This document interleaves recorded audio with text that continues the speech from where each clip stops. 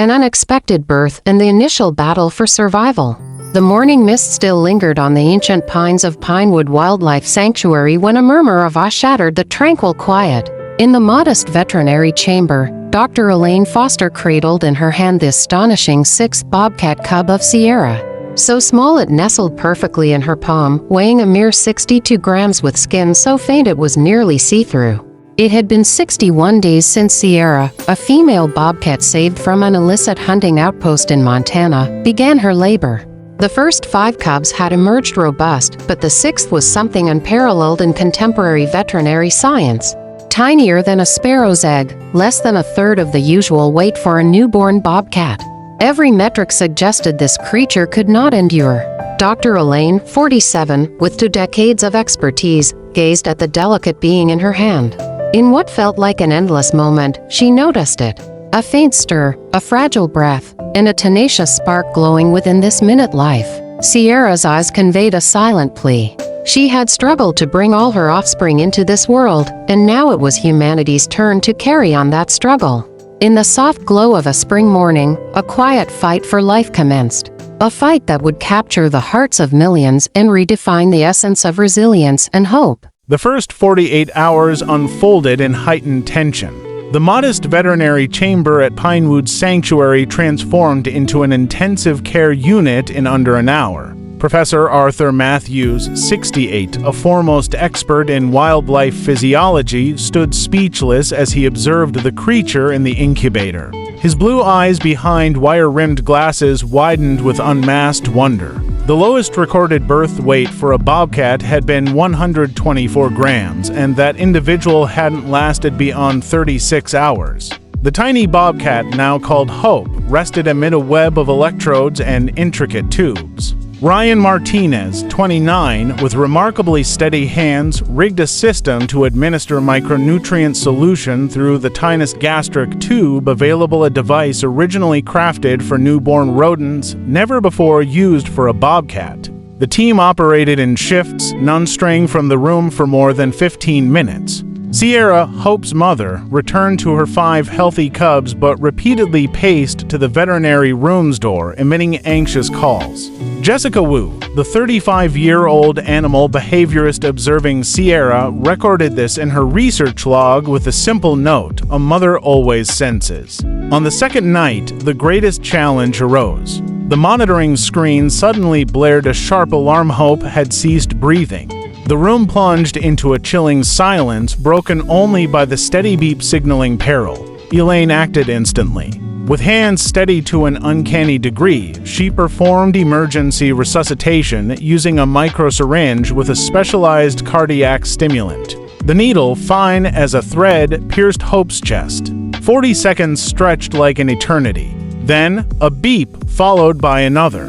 A faint but steady heartbeat resumed on the monitor. Elaine sank into her chair, tears streaming freely. The seasoned surgeon, with countless successful cases, now trembled as if she had just beheld a miracle.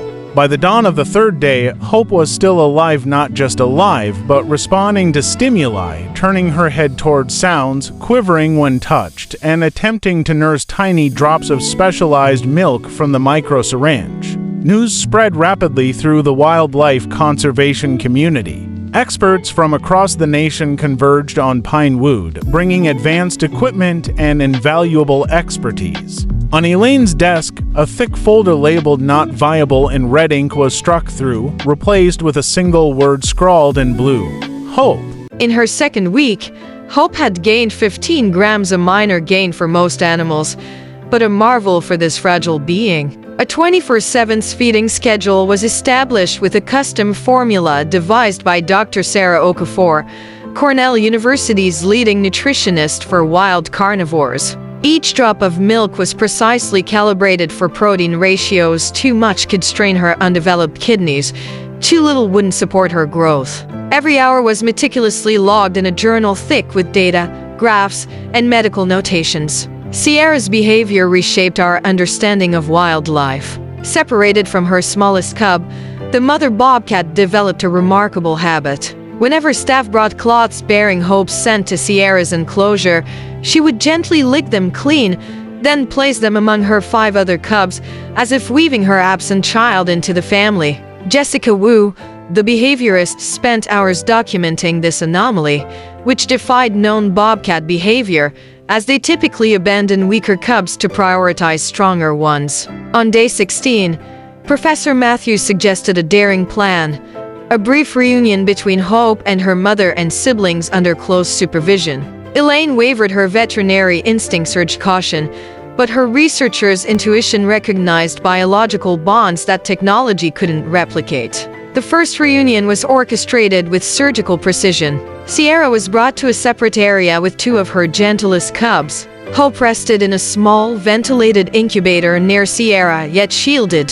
When Sierra saw Hope, the room fell silent. Everyone held their breath. Sierra approached, her nose pressed against the incubator's clear glass, emitting a soft call reserved for her offspring, rarely heard even in controlled settings. Hope, though too frail to move much, responded.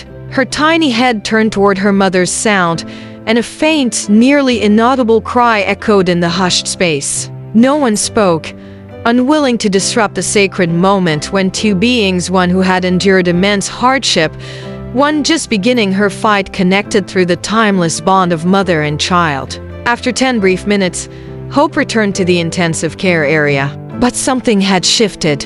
In the next 24 hours, Hope drank milk more eagerly, responded more vividly to stimuli, and for the first time, opened her eyes, cloudy blue eyes brimming with life. Daily reunions with Sierra became routine, each session slightly longer. By the 3rd week, Hope, still significantly smaller than her siblings, could lie beside Sierra for short periods. Sierra, with astonishing care, licked her smallest cub gently, mindful of the medical devices still attached. The scientific community was baffled. A species known for its ruthless survival instincts displayed care and adaptability previously seen only in higher primates. Daily medical reports sent to an international team of experts were filled with terms like unprecedented, unrecorded, and most often miraculous. By the 4th week, Hope had gained nearly 100 grams, still tiny, but a monumental leap for a creature born at 62 grams. The first hints of a spotted bobcat coat emerged, replacing her initial thin, delicate fur. As Hope entered her 2nd month, her story spread far beyond Pinewood. From a medical case, Project Hope became a global media sensation. National Geographic dispatched a film crew with specialized equipment to capture Hope's images without harsh light that could harm her developing eyes. On social media, hashtags like #HopeLives and #TiniestFighter spread rapidly. Daily updates on Hope's condition garnered millions of views. Photos of Hope in Elaine's palm or nuzzling Sierra became emblems of resilience and hope.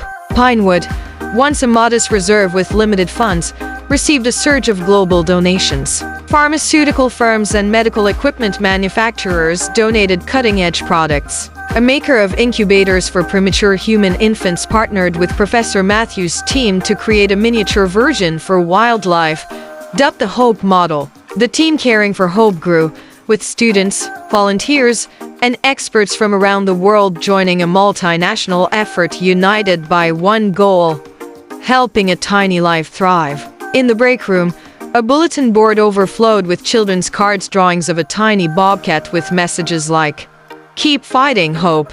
You're smaller than my pinky, but stronger than giants." In week 6, Hope reached a milestone. She stood on her own, wobbly but upright. Captured by 24/7 surveillance cameras, the moment went viral, amassing over 20 million views in 48 hours. Comments flooded in. "If Hope can stand, so can I." A cancer patient wrote, "When chemo drains me, I watch Hope's video and tell myself, if that tiny creature can fight, so can I." Elaine, now a familiar face on national TV with regular Hope updates, received thousands of letters from patients, parents of premature babies, and people facing hardships, all saying Hope gave them courage. On day 50, elementary school students sent Pinewood a library for Hope, hundreds of children's books about wildlife and courage, with a note, "We know Hope can't read, but she can hear. Read her stories about brave ones like her." volunteers began reading to Hope daily, a mental stimulation method Jessica Wu believed could aid her brain development. By day 60, Hope spent most of the day with Sierra and her siblings, returning to the care unit only for evening feedings and monitoring. Though smaller, she joined gentle games, practicing hunting with tailored toys. An MIT animal psychology professor spent 3 weeks at Pinewood studying the cubs' interactions with Hope. In his paper, he noted, "The Bobcat family shows remarkable adaptation. The cubs not only accept Hope's differences but adjust their play, acting gently and protectively, a social intelligence rarely seen outside primates." Hope's story transcended science and conservation. Leaders referenced Hope in speeches about human spirit. Schools integrated her story into lessons on resilience and compassion. A Chicago Children's Hospital redesigned its premature infant unit based on the Hope model, blending technology and emotional care. 1 year later, Pinewood was no longer a small reserve but the Pinewood Hope Center for Wildlife Research and Conservation, with modern facilities and a global team. Sierra and her 6 cubs thrived in a safe, simulated habitat. Hope's siblings neared adulthood, while Hope, still smaller, leaped agilely among rocks and trees. "None of us dared imagine this day," Dr. Elaine Foster said at the anniversary press conference, behind a screen showing newborn Hope in her hand and Hope, now a vibrant bobcat with glossy fur and bright eyes. From 62 grams to 5.4 kilograms, from near transparent to fully healthy, Hope didn't just survive, she flourished. Professor Matthews, his hair whiter from a year of dedication, beamed with pride. "Hope's legacy will outlast us. Her case has saved dozens of other wildlife." The Hope Protocol is now used worldwide. The Hope Fund, built from donations, funded research for low birth weight infants in developing countries. A Southeast Asian doctor, inspired by Hope, used kangaroo care and minimalist technology based on Pinewood's methods, saving over 200 premature infants in rural areas. Over 3,000 schools adopted a resilience program inspired by Hope, teaching perseverance and support. Letters to Hope filled an exhibition room at the center. Ryan Martinez now led an international veterinary training program at Pinewood. "Hope taught me to ignore limitations," he said. Jessica Wu's book, Sierra's Language, on the Bobcat family's unique communication, became a key reference in animal cognition. A weekly group, Friends of Hope, met at the center, parents of premature infants, patients, and trauma survivors sharing strength and occasionally visiting Hope, their living symbol of resilience. On the anniversary morning, Sierra and Hope rested together on a rock ledge, basking in the sun's first rays. They didn't know millions watched via screens or that Hope's name meant miracle and resilience. For Sierra, it was just another day with her smallest cub, the one nature might have forsaken, but she and the world fought to save. From a creature fitting in a palm to a global symbol, Pinewood's Hope achieved the unimaginable. When the documentary filmmaker asked Elaine if she'd seen something special in Hope from the start, she paused, gazing at mother and cub in the sunlight. With the calm voice of one who'd witnessed a miracle, she said, "Perhaps miracles aren't about doing the extraordinary.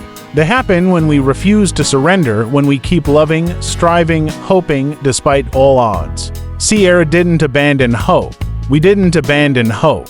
And now, Hope never abandons anything she undertakes. On the documentary's final day, cameras captured Hope atop her habitat's highest point, head high, gazing at the horizon as if defying the fate that nearly claimed her.